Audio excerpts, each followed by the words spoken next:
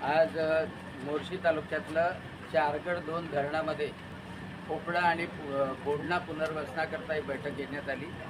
16 जानेवारीला बोडणावासियांनी उपोषण सोडल्यानंतर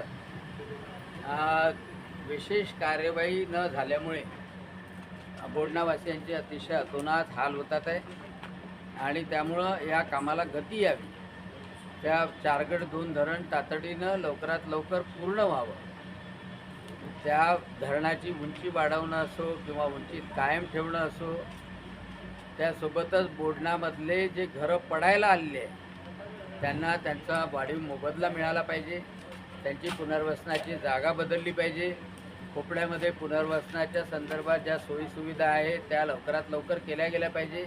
या सगळ्या गोष्टीवर बैठक घेण्यात आली। 15 दिवसानंतर पुन्हा बैठक घेण्यात येईल।